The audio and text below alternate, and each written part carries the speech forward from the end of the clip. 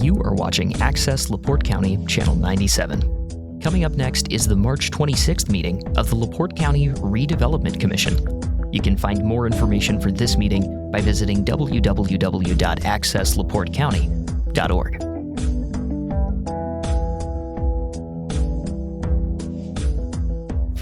Good evening. I'm going to call the LaPorte County Redevelopment Commission for March 26, 2025 at 4 p.m. to order. If everybody please stand for the pledge. John? I pledge allegiance to the flag of the United States of America and to the republic for which it stands, one nation, under God, indivisible, with liberty and justice for all.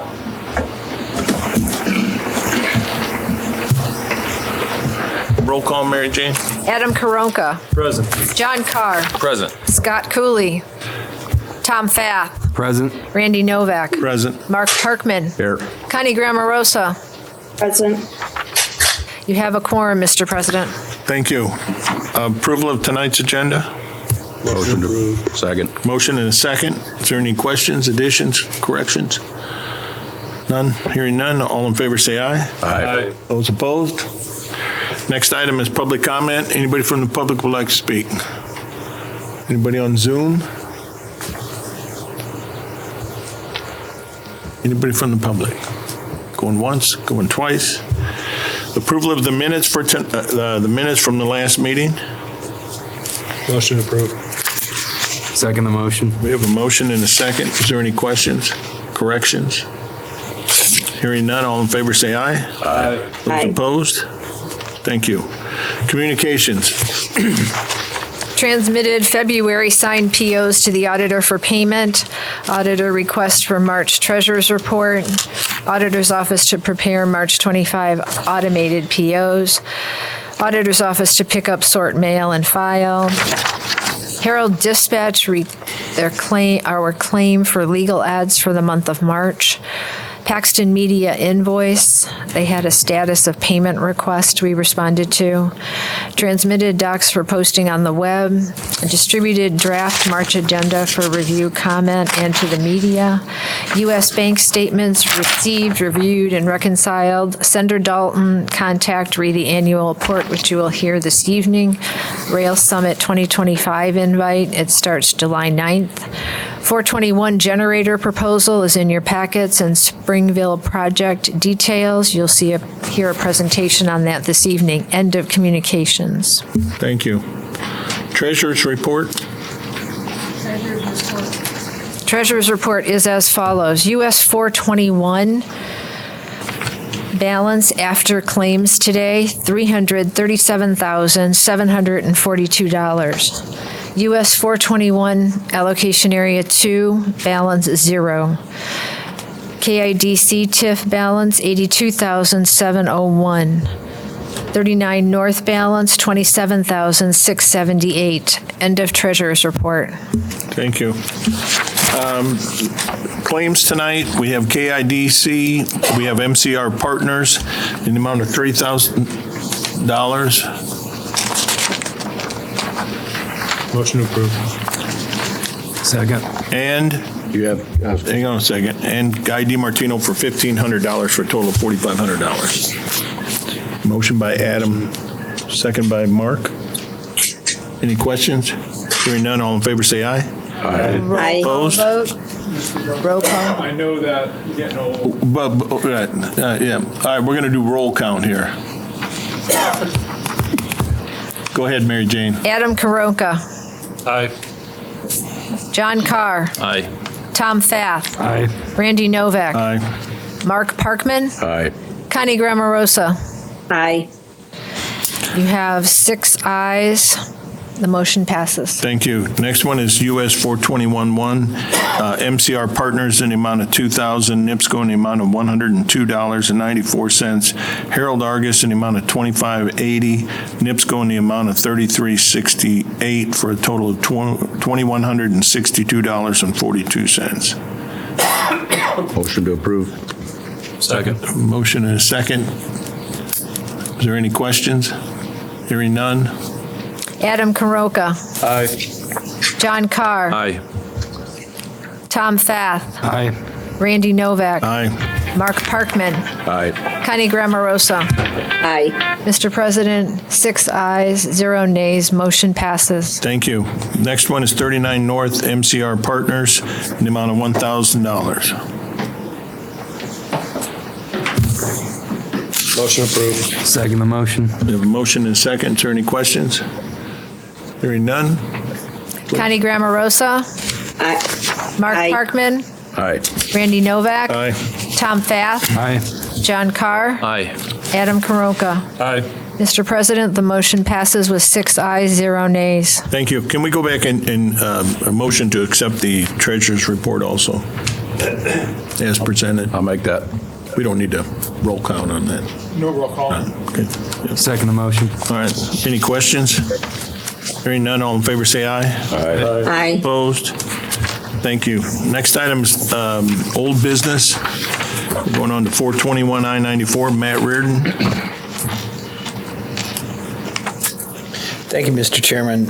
Really, the item to discuss has to do, and is going to come up under new business and solving our utility extension issue, so we'll let that rest. All right. Does anybody have anything else they want to bring up on 421?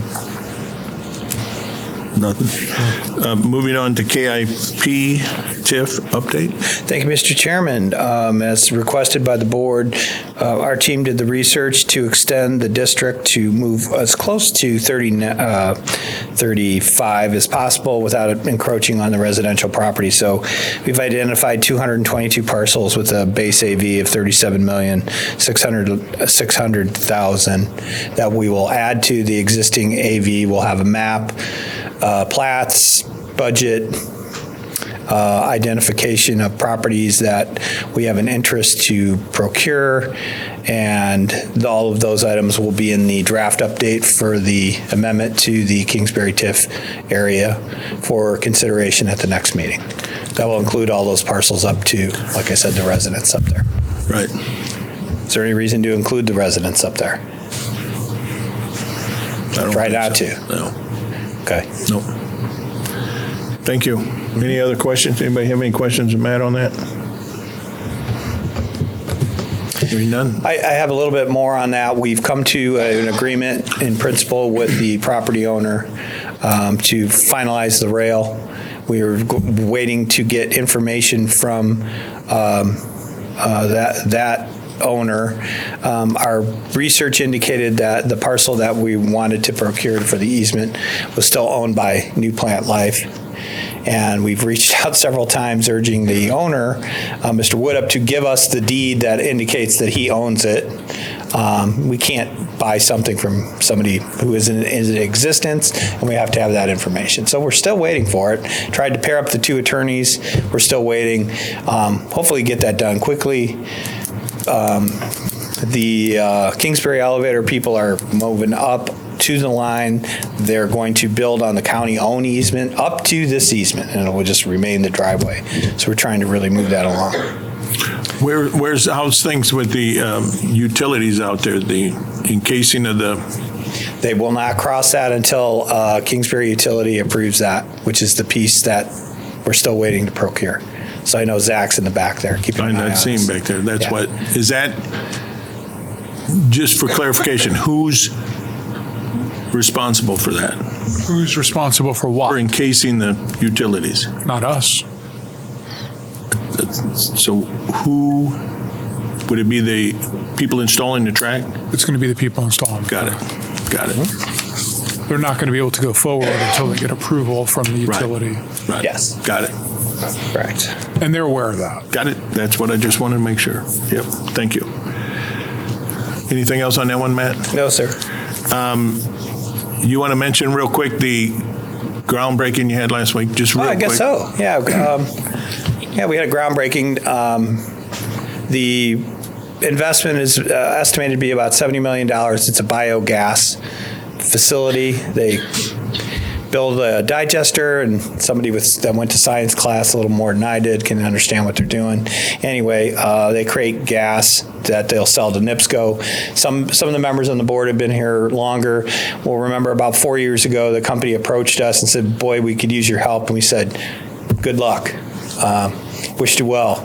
And they went about their business. They procured the requisite permits for not only air, which they were exempt after review, but solid waste permit, which also requires a decommissioning component embedded in the approval of that permit.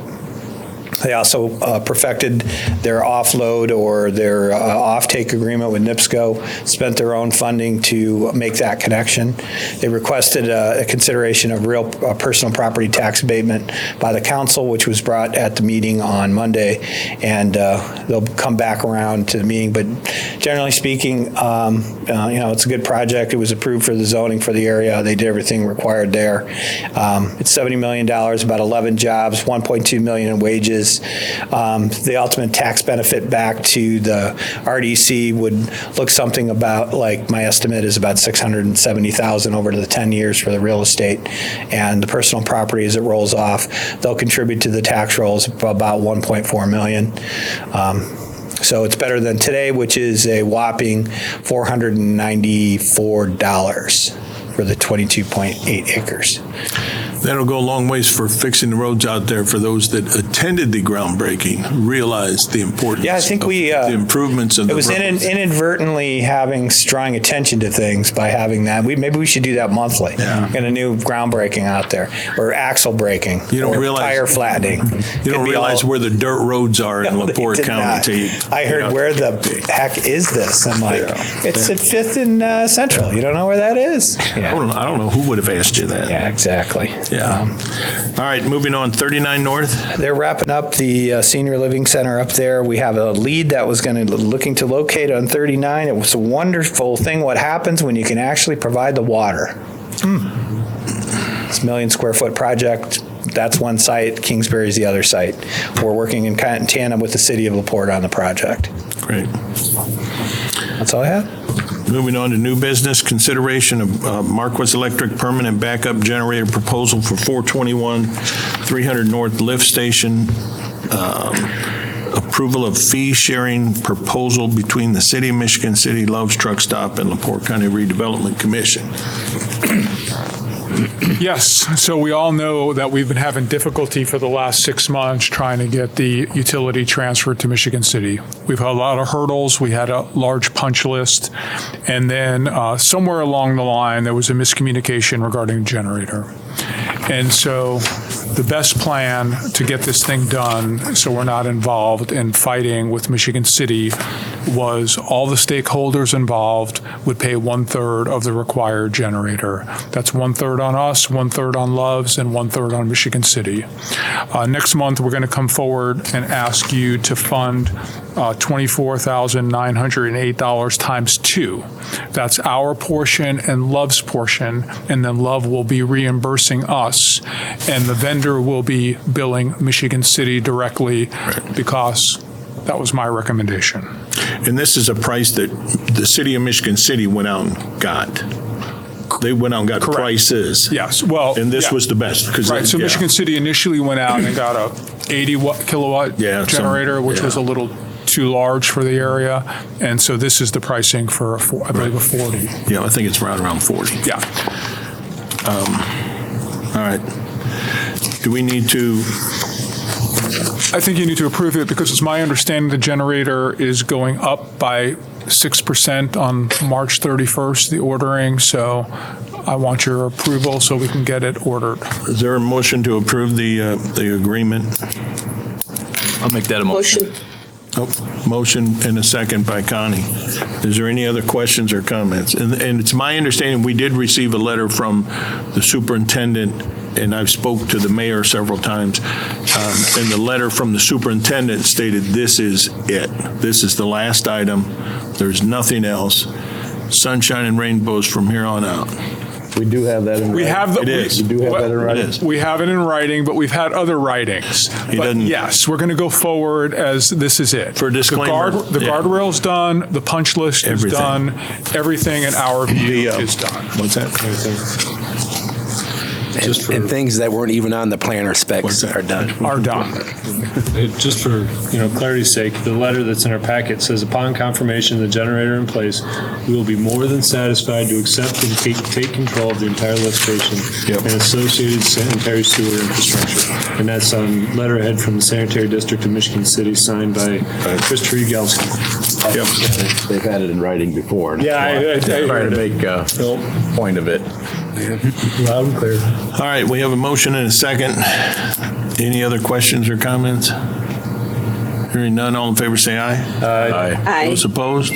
Thank you. And then this will be on our next month's agenda for the double amount. Yes. Okay, got it. Next item is consider Center and Dalton Redevelopment Commission 2024.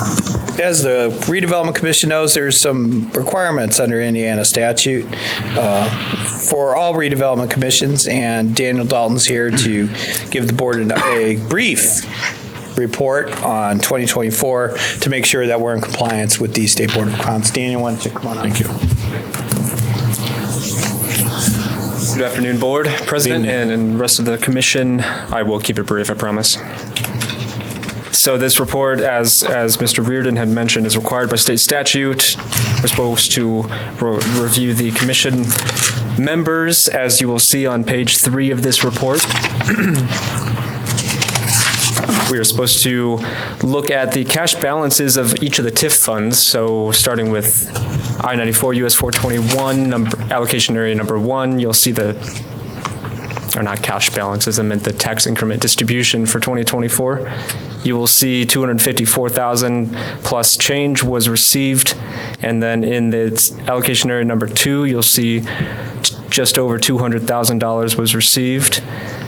Kingsbury Industrial Park, just over 100,000, and 39 North, 27,000 to 1196. Moving forward, the next several pages in your packet are a listing of the outstanding debt service obligations.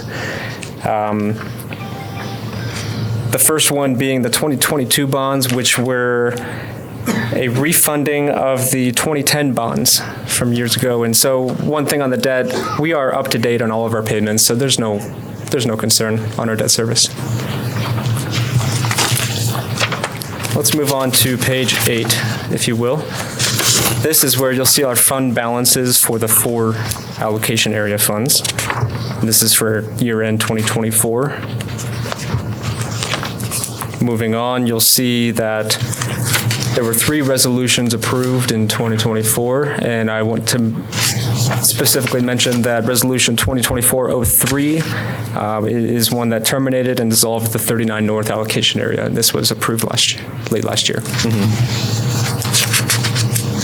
So that is a very brief overview of the annual report. Now, the other report that we report on every single year is considered the overlapping taxing unit report. This is where we show what the tax impact is to the overlapping taxing units. We show what our 2025 budget is. It's a transparency type of report. And so I'll briefly run through these next couple of pages. And then, of course, open it up for questions. So on page 13, you'll see that in December or November of last year, the Commission had approved a spending plan for 2025, which is a completely separate state statute requirement. These are the same exact numbers we projected what the tax increment finance revenues are going to be for 2025, and we plugged in what the actual debt service obligations are for 2025, and then we built out some professional services and other services and charges just to give a good idea of what we anticipate to spend this year. Now the next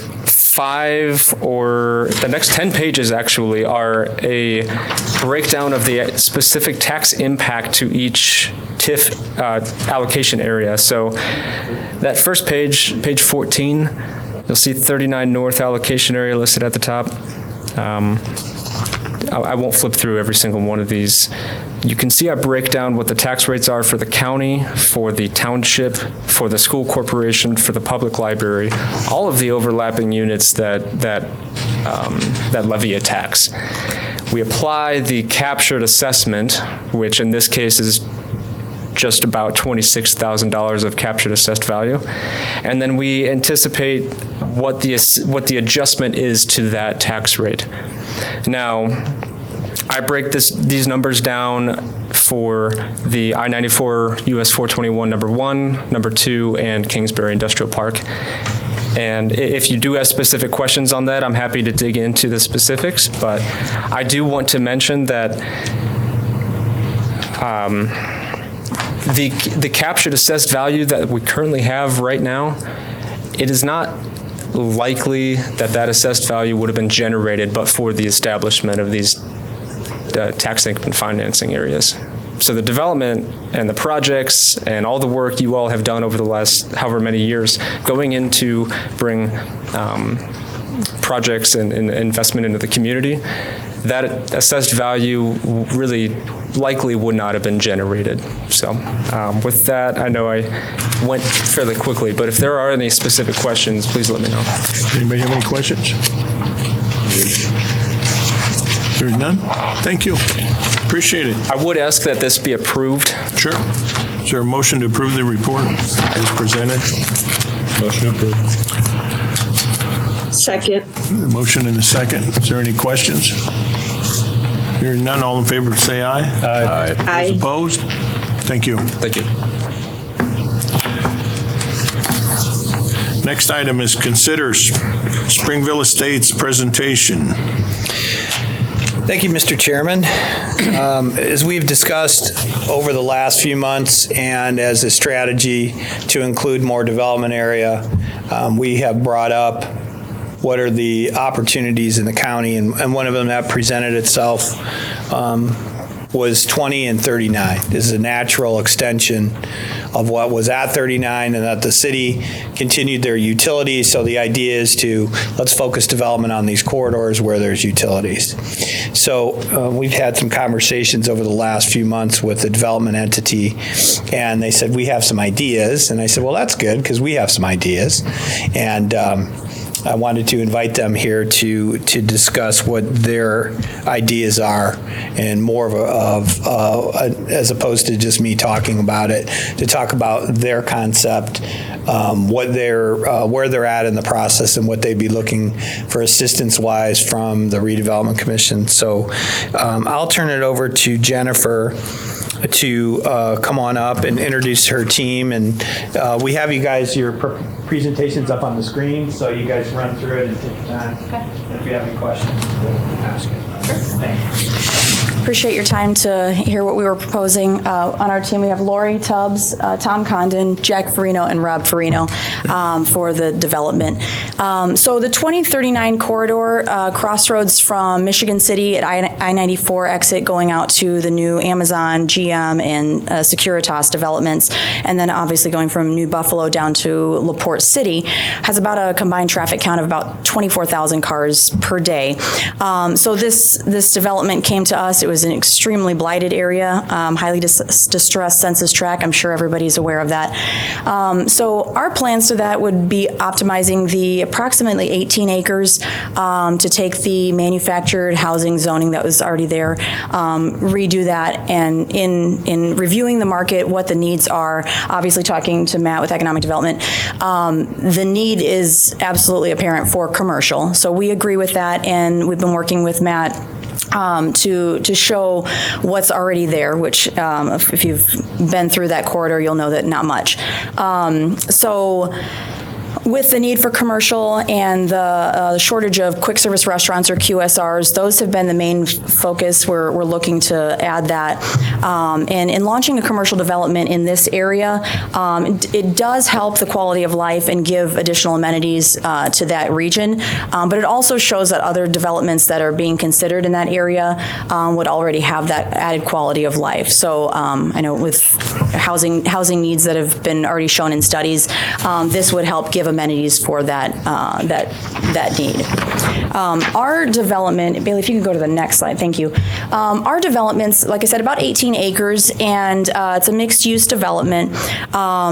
It originally was laid out to have about 92 manufactured home sites, and then in conversations, Matt's suggestion, and I think the need or the want with LaPorte County would be to take the 8 acres along US 20 and make those commercial uses, whether they be businesses, just general and commercial, or if they would be quick service restaurants, which that has been a term that's been popping up with being a need. So those 8 acres would be what our commercial focus would be. Dollar General has been looking at going there. They'd take about 2 acres. With the area having a food desert, not having fresh produce and market grocer capabilities, Dollar General will be filling a need that's already there. They would be helping us launch that commercial development. And then sizing down the manufactured home count to being back to 60 where it's already been licensed through state. And again, it hits several different areas. It gives the opportunity for us to see what the demand is for users with what the demographics are already showing to the businesses that are looking at this site from the marketing that we've done. So it looks like on top of the Dollar General that would launch that and hopefully accelerate the commercial use. There's about 6 other lots that we could fit in there and then have the infrastructure put in along US 20 as an access road. So the cut that you're seeing on 20 wouldn't change as far as that. The estimated development is about $25 million for the full development, full mixed-use development. Of that $25 million, about $15 million would be attributed to the commercial development itself. So the majority is the commercial development, and that would include the infrastructure, shared retention pond, access roads, utilities to each lot, subdivision, and making sure that they're zoned correctly for the users as well. So with that being done in advance, us taking that risk on in the beginning, it allows us to be able to market them and sell them much easier to the users. They don't have the extended time frame at the beginning to go through that process. Of course, the risk as well, knowing that it's ready and that the county does want to see that. So like I said, we want to subdivide that into about eight entitled lots to be developed for commercial businesses or QSRs. By way of a development agreement is with conversations with Matt, that would probably be the best way to do the infrastructure to set up for a TIF. The development agreement would lay out what we would be covering as far as soil tests, the roads, getting the utilities to each site, subdivision, and the zoning. For that TIF, what we are proposing, that we do agree with doing the commercial sizing back on the manufactured housing, and in exchange for that TIF, we would set, or we're saying that we would set 2025 as the base year for the assessed value, and LaPorte would be bringing in the water and sewer at the capacity that's needed for that type of a development. Obviously, we would need to service all of the users there at the mixed-use development. Developer would be funding and overseeing the infrastructure, and then the TIF would be a 25-year TIF. Absorption would probably be about 3 years, with Dollar General starting the first. From conversations with them, they're aiming to close this year, and then again about 3 years to absorb those other 6 lots. The proposal of 75% going to the developer as repayment for that cost up front would be the first portion of that. Obviously, any of the increased assessed value, increased taxes would be repayment for the development cost, and then LaPorte County would also benefit with the additional 25% of the additional tax monies coming in, so they have a benefit of that 25-year period as well. So that's what we're been in conversations with Matt, and we'd love to hear your thoughts on that. Great. On the sewer and the water, are you sizing it just for that project, or is it large enough to encompass the other businesses that are there? We would need it to cover all the businesses that are coming in. We don't have what those numbers would be right now. It would be dependent on which users were wanting to purchase lots and develop. But that conversation has been more with Jerry Jackson in the water department. I don't know how the transfer is going as far as the city running that, but Jerry would be the one to tell us what the capacity is. He has been testing it, and I don't know where the capacity lies right now. Thanks, Jeff. No problem. Appreciate it. Thank you. So, like 35 and 94, you have a development project, wants to get something done. They understand how TIF works. They're in the process of identifying cost to extend utilities. Mark, your question about what are we going to size the utilities for? That's where the project's at. Obviously, we're going to size those utilities to accommodate much more EDUs than this project alone, utilizing this incentive just like we did with any other one. This is in line with what the board had talked about, the type of projects that can happen when we extend water and sewer. It draws more attention to not only the retail market, but other types of markets. You look at the 20 corridor as something that is viable. The more growth we see in St. Joe County, the more viable that corridor actually becomes. There's a lot of viability in what's going on in Michigan as well. So there is a lot of activity at that interchange. I would suggest that we continue our conversations with this developer and prepare at a minimum the engineer's estimate of probable cost, working with Jerry on extending the water and sanitary to a satisfactory level at this area, assuming that the city will participate with us in a friendly manner. There's assuming. Well, I don't have any reason to believe they wouldn't. Jerry has been along, and he certainly knows how the Redevelopment Commission works with his participation with Kingsbury. So I would suggest that the board authorize staff to continue working with this group to finalize the numbers and costs for the utilities, then work backwards and focus on what do we believe the estimated new assessed value is going to be for the development that's eligible for TIF, and start matching those numbers up. And then have a little more deliberative discussion with the development team about TIF bonds, responsibility, how it's purchased, and the requirements of the county. And then measuring the minimum cost to serve this project, which some people do on their own, versus the additional cost of pipe to create more capacity. And so that's where the difference comes in and our participation in that. Because right now, Family Express has their own. They do? Sewer and water, or just sewer? I know they got sewer. Just sewer. Just sewer? Pretty sure there's no water out there now, municipal water. So it's.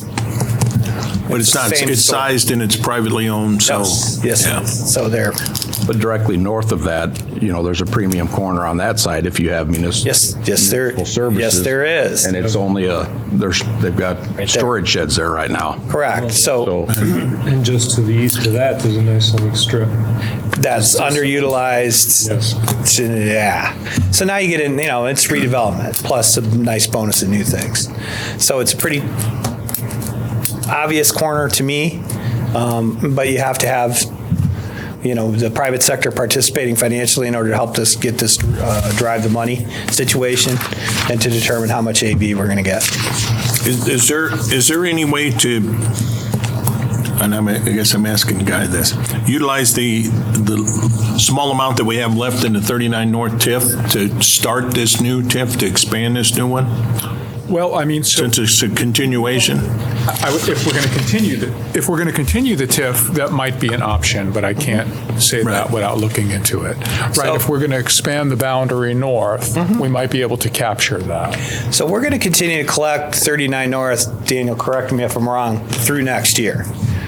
So there'll be some cash in there. Right now, our team is going to write the plan like we do. If we need to get into some hardcore engineering, I'm going to have to pay somebody to give me a decent engineer's estimate of probable cost. And they're still going to have, whether it's the development team or the city, somebody's going to have this engineering design docs to extend utilities, right? So, but there might be a little bit of funding to help with that. Sounds like a good project. Okay. So we should proceed? We need a motion, or just Matt, give them the... can I ask one question? Yes. So with if this is going to be mixed use, is there some type of benefit for the residential part, for throwing the resident? Are you allowed to have a mixed use residential and commercial TIF type? Well, you can have the mixed TIF, commercial residential. And here's the challenge with this type of residential. As it stands today, manufactured housing is assessed as personal property. So it's like a machine. So the only way to collect personal property in a TIF district is to make them a named taxpayer. So in this instance, you'd have to name whatever number of lots as named taxpayers. So what I'm saying is, in this instance, not worth it. If there was a way that manufactured housing, and I know that Mr. Fath is working on this, was assessed as real property, then it would make more sense. Then you would collect the tax cap of whatever, $2,000 a residence that would go into the TIF. Or if somebody said they were going to build a subdivision somewhere back behind or on the north side, well, yeah, it'd become a residential TIF deal, and you'd be able to go ahead and utilize that. So maybe we should look at the flexibility of having both those identifiers there. It doesn't help the immediate project, but thinking future-wise.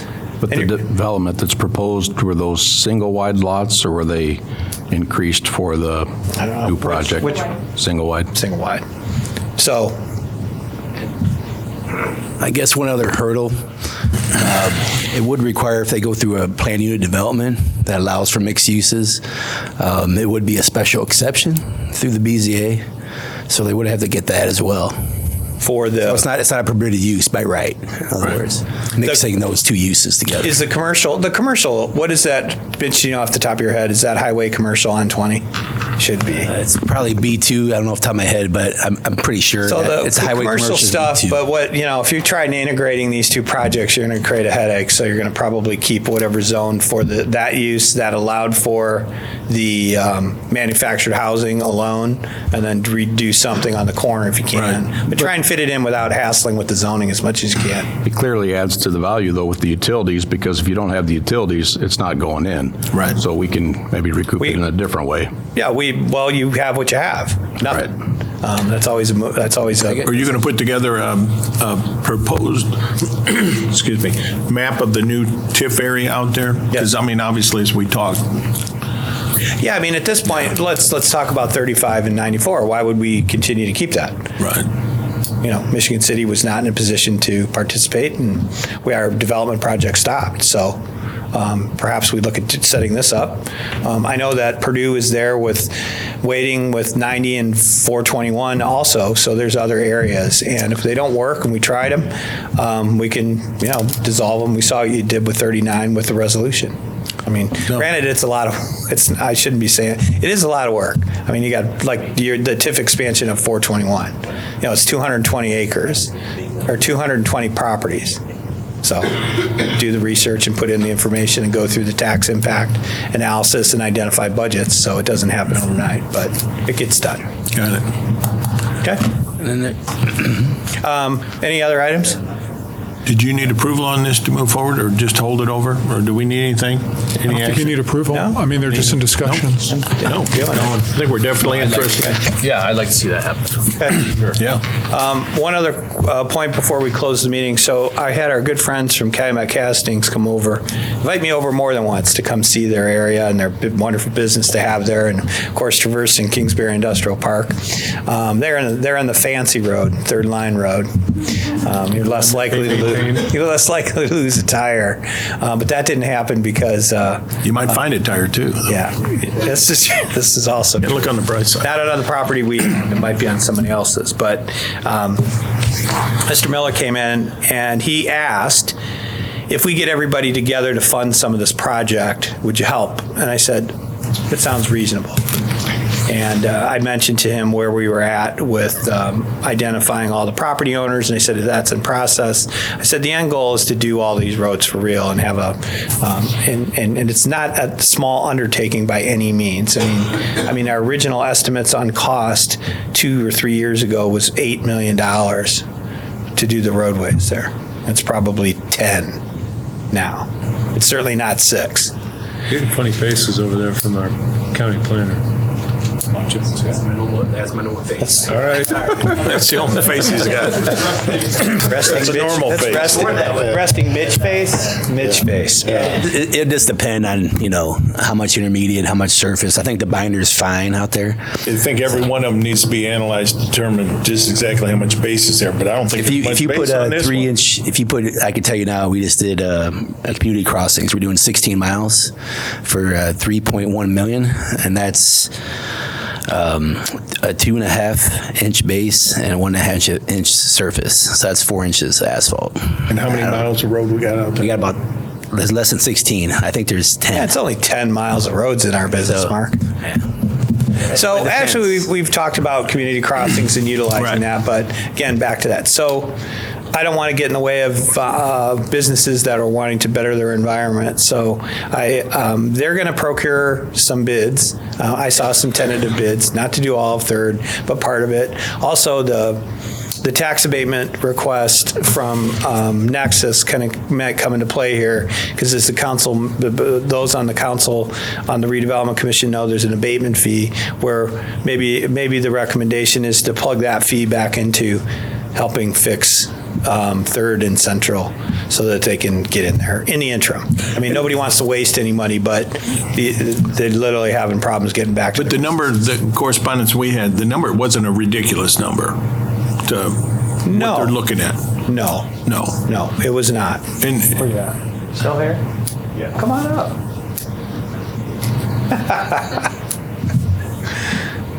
This is Earl Miller, if you don't know.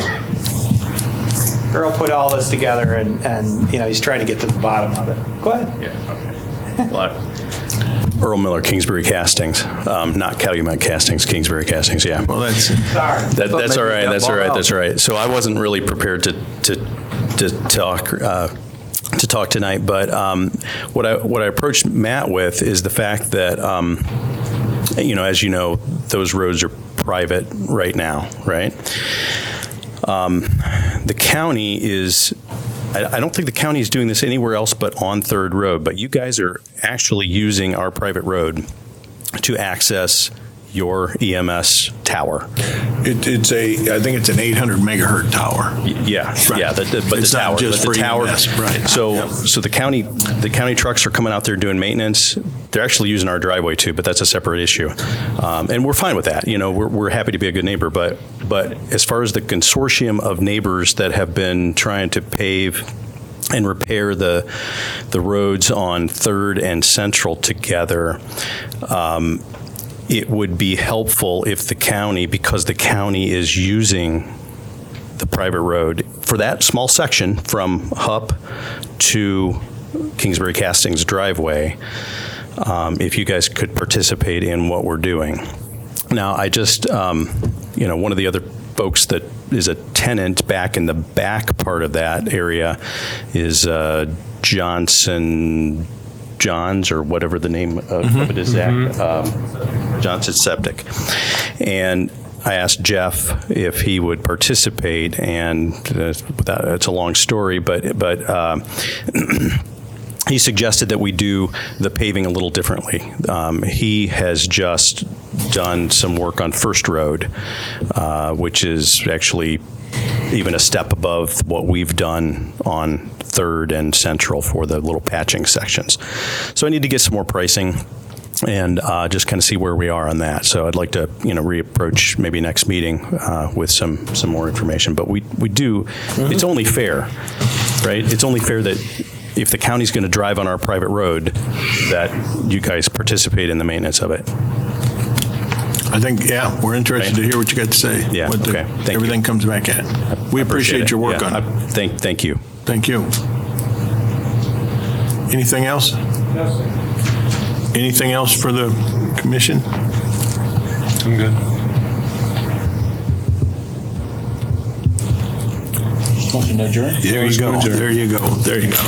All those in favor say aye. Aye. Those Aye. opposed?